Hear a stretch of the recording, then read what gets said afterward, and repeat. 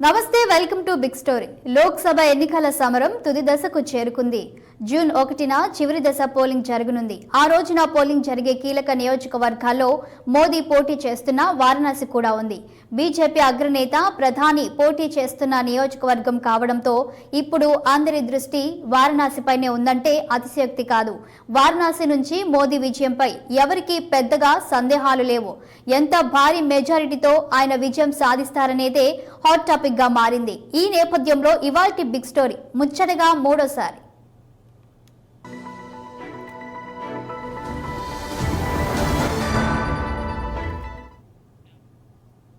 వివిధ రాష్ట్రాలకు చెందిన బీజేపీ నేతలు ఇప్పుడు వారణాసి వీధుల్లో కనిపిస్తున్నారు. వాళ్ళంతా తమ భాషలో మాట్లాడే వారి సభల్లో, సమావేశాల్లో జోరుగా పాల్గొంటున్నారు. తెలంగాణ బీజేపీ నేతలు సైతం వారణాసిలో మోదీ తరపున ప్రచారం చేసేందుకు క్యూ కట్టారు. తెలంగాణలో ఎన్నికలు ఇప్పటికే ముగిసిపోయాయి. ఎమ్మెల్సీ బైపోల్ కూడా పూర్తయింది. దీంతో లోక్సభ ఎన్నికల చివరి విడత ఎన్నికల ప్రచారానికి తెలంగాణ నాయకులు వెళ్తున్నారు. వీరంతా కూడా తమ ప్రచారానికి వారణాసిని ఎంచుకోవడం విశేషం. స్థానిక బీజేపీ నేతలు కొందరు ఇప్పటికే వారణాసికి వెళ్లి వచ్చారు. మరికొందరు అక్కడే ఉండి ప్రచారం చేస్తున్నారు. ఇంకొందరు మరో విడత ప్రచారం చేసేందుకు వెళ్లారు. బీజేపీ ఎంపీలు లక్ష్మణ్, కిషన్ రెడ్డి, బండి సంజయ్ ఇప్పటికే అక్కడికి వెళ్లారు. లక్ష్మణ్, కిషన్ రెడ్డి తిరిగి వచ్చినా బండి సంజయ్ అక్కడే ఉన్నారు. ఇక తాజాగా తెలంగాణ నుంచి వారణాసికి వెళ్లిన నాయకుల్లో డీకే అరుణ, ఈటల రాజేందర్, మహేశ్వర్ రెడ్డి తదితరులు కూడా ఉన్నారు. ఆంధ్రప్రదేశ్కు చెందిన బీజేపీ నాయకులు సైతం వారణాసిలో ప్రచారం చేస్తున్నారు. ఈ నెల 30వ తేదీ సాయంత్రం 5 గంటలకు వారణాసిలో ప్రచారం ముగియనుంది.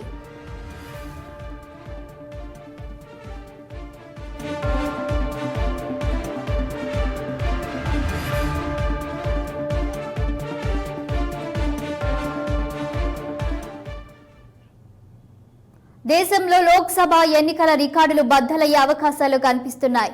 ఇటీవలి కాలానికి వస్తే 2014 నాటి లోక్సభ ఎన్నికల్లో మహారాష్ట్రలోని బీడ్కు చెందిన బీజేపీ అభ్యర్థి 6,96,000 ఓట్ల మెజారిటీతో గెలుపొందారు. 2019 నాటి లోక్సభ ఎన్నికల విషయానికి వస్తే బీజేపీ అభ్యర్థులు 4 అత్యధిక మెజారిటీలతో గెలుపొందారు. ఈ నేపథ్యంలో వారణాసి నుంచి ప్రధాని మోదీని అత్యధిక మెజారిటీతో గెలిపించాలని కాషాయ దళం నేతలు నిర్ణయించుకున్నారు. మోదీ 2014లో వారణాసితో పాటుగా వడోదర స్థానం నుంచి కూడా గెలిచారు. అయితే వడోదర స్థానం వదులుకొని వారణాసి నుంచే ఎంపీగా కొనసాగుతున్నారు.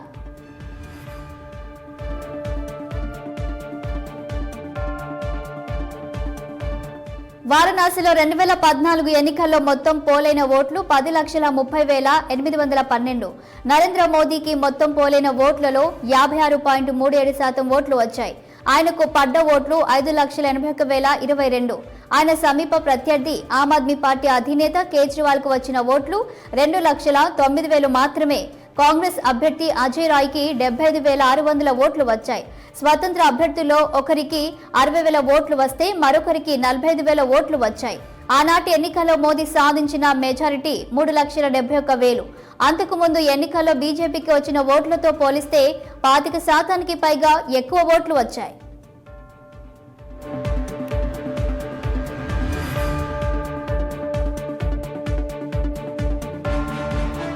2019 ఎన్నికల విషయానికి వస్తే మొత్తం పోలైన ఓట్లు 10,60,829. మొత్తం పోలైన ఓట్లలో మోదీకి 63.62% ఓట్లు వచ్చాయి. ఆయనకు వచ్చిన ఓట్లు 6,74,664. ఆయన సమీప ప్రత్యర్థి సమాజ్వాదీ పార్టీ అభ్యర్థి శాలిని యాదవ్ కు వచ్చిన ఓట్లు 1,95,000 మాత్రమే. కాంగ్రెస్ అభ్యర్థి అజయ్ రాయ్ కి 1,52,000 ఓట్లు వచ్చాయి. 2014 ఎన్నికలతో పోలిస్తే 2019 ఎన్నికల్లో మోదీకి దాదాపు 93,000 ఓట్లు ఎక్కువగా వచ్చాయి. ఈ ఎన్నికల్లో మోదీ సాధించిన మెజారిటీ 4,79,000. తాజా ఎన్నికల్లో మోదీ గనుక 7 లక్షల మెజారిటీ సాధిస్తే అది ఓ రికార్డు అయ్యే అవకాశం కూడా ఉంది. మోదీ కంటే ముందు వారణాసి నుంచి బీజేపీ నేత మురళీ మనోహర్ జోషి గెలుపొందారు.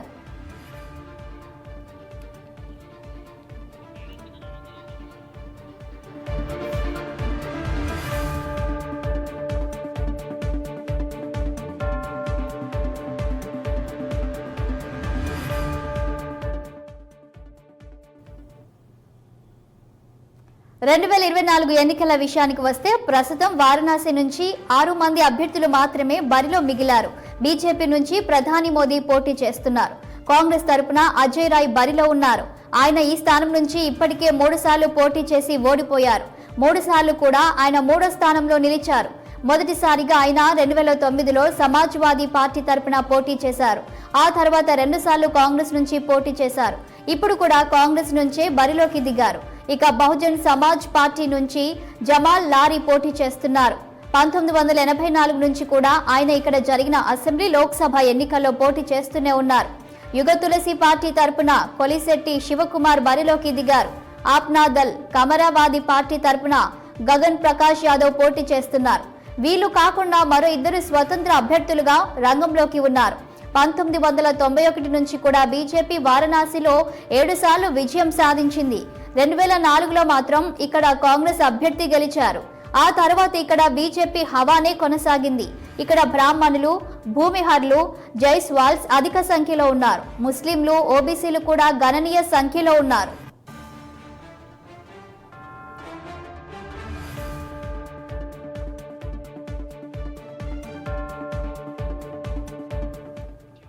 వారణాసిలో ఇప్పుడు మోదీ హవా కొనసాగుతుంది. గత ఎన్నికల్లో మోదీకి ఇక్కడ 6,74,000 ఓట్లు వచ్చాయి. ఈ నేపథ్యంలోనే అక్కడ ఈ దఫా మోదీకి 10 లక్షల ఓట్లు అనే నినాదం జోరందుకుంది.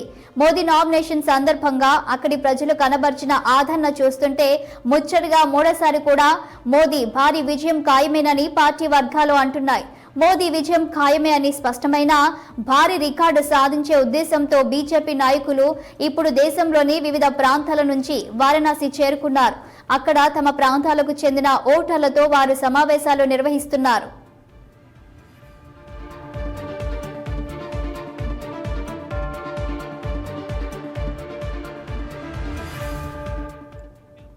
గత కొద్ది రోజులుగా పలువురు కేంద్ర మంత్రులు, పార్టీ నాయకులు వారణాసిలో ప్రచారం నిర్వహించారు.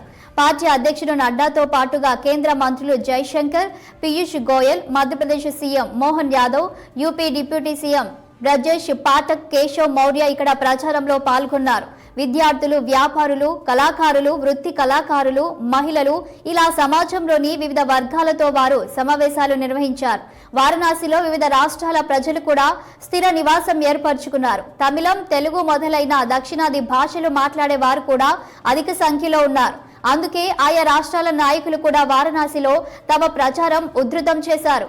ఇక గుజరాతీల విషయానికి వస్తే మోదీ విజయం కోరుతూ భారీగా పూజలు చేశారు.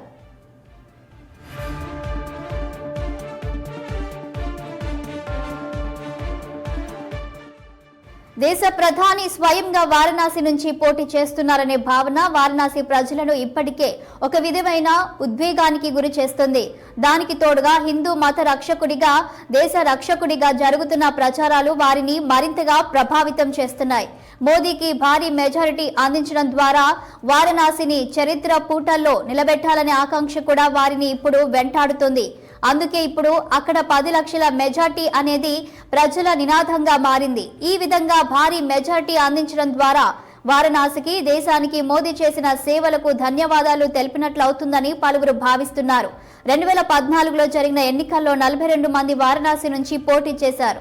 2019లో వీరి సంఖ్య 26కు తగ్గిపోయింది. ఈ దఫా బరిలో నిలిచింది 6 మంది మాత్రమే. మోదీ హవా నేపథ్యంలో పోటీలో నిలిచేందుకు కూడా ప్రత్యర్థులు వెనుకంజ వేస్తున్నారనే విషయం దీంతో స్పష్టమవుతుంది. ఎన్నికల్లో పోటీ చేయాలి కాబట్టి చేస్తున్నాం తప్పితే గెలిచే అవకాశాలు లేవని ప్రత్యర్థి పార్టీల నాయకులు అంటున్నారు.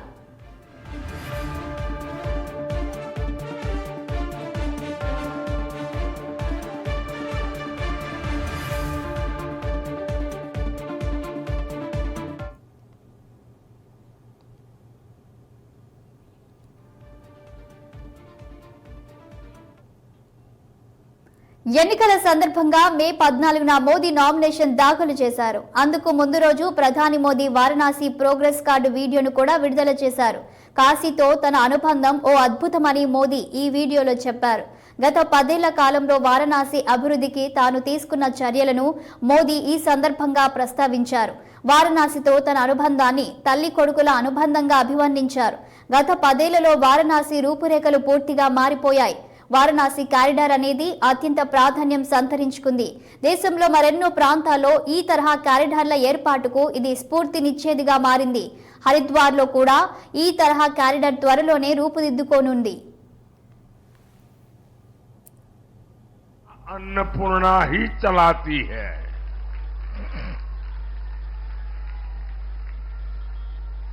ये पहली बार है जब हम काशी का नामांकन अपने मायके उपस्थिति के बिना कर ले है। मां गंगा ही अब हमार माई है। मैंने इसलिए कहा था कि मां गंगा ने पहले मुझे काशी बुलाया था, अब मां गंगा ने मुझे गोद ले लिया है और इस आज आयोजन में इतनी सारी मातृशक्ति की मौजूदगी मुझे अभिभूत कर रही है। आप सभी समय निकालकर यहां आई, मैं आपका बहुत बहुत आभारी हूं। साथियों, मैं पार्टी के प्रचार में कितना भी व्यस्त होता हूं, लेकिन बनारस को लेकर हमेशा बहुत निश्चिंत रहता हूं। मुझे कोई चिंता ही नहीं रहती, क्योंकि सब कुछ आप ही लोग संभाल रहते हैं। గత 10 ఏళ్లలో వారణాసి విపరీతంగా అభివృద్ధి చెందింది అనడంలో సందేహం లేదు. మీర్జాపూర్, భదోహి ప్రాంతాల్లో నేతన్నల ఉపాధి అవకాశాలు మెరుగయ్యాయి. కాశీ హస్తకళలకు చక్కని ప్రోత్సాహం లభించింది. భారీ కార్పెట్ల తయారీ కేంద్రంగా మారింది. ఇక్కడి పట్టు చీరలు, దుస్తులకు మరింత ప్రాచుర్యం లభించింది. నేత పనివాళ్ల కోసం ముద్ర రుణాలు భారీగా మంజూరయ్యాయి. ఇక్కడి ఉన్నత విద్యా కేంద్రంలో కార్పెట్ టెక్నాలజీలో బీటెక్ ను కూడా ప్రారంభించారు. కార్పెట్ మార్కెట్లో ప్రస్తుతం భారతదేశానికి 35% వాటా ఉంది. దీన్ని 50%కి పెంచాలని మోదీ భావించారు.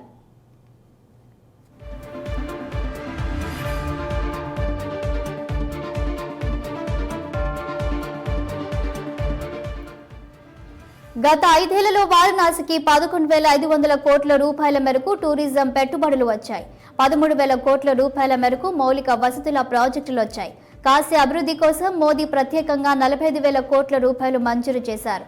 LPG bottling plant, milk processing unit, agro park లాంటివి వచ్చాయి. వీటితో లక్షలాది మందికి ఉపాధి అవకాశాలు లభించాయి. కాశీ విశ్వనాథ్ కారిడార్ నిర్మాణంతో భక్తుల రాక పెరిగింది. గత 18 నెలల కాలంలోనే సుమారుగా 13 కోట్ల మంది కాశీ విశ్వనాథుడిని దర్శించారు. గోవాతో పోలిస్తే వారణాసికి పర్యాటకుల రాక 8 రెట్లు అధికంగా ఉండడం ఓ విశేషం. ఇలాంటి అభివృద్ధి పనులే ప్రధాని మోదీకి మరోసారి పట్టం కట్టనున్నాయి. వీటన్నిటిని చూసే వారణాసి ప్రజలు ఇప్పుడు 10 లక్షలకు పైగా మెజారిటీ అని నినాదాలు చేస్తున్నారు. ప్రస్తుతం వారణాసి రాజకీయం చూస్తే మోదీ ముచ్చటగా మూడోసారి గెలవడమే కాకుండా రికార్డు స్థాయి మెజారిటీ సాధించే అవకాశం కూడా కనిపిస్తోంది.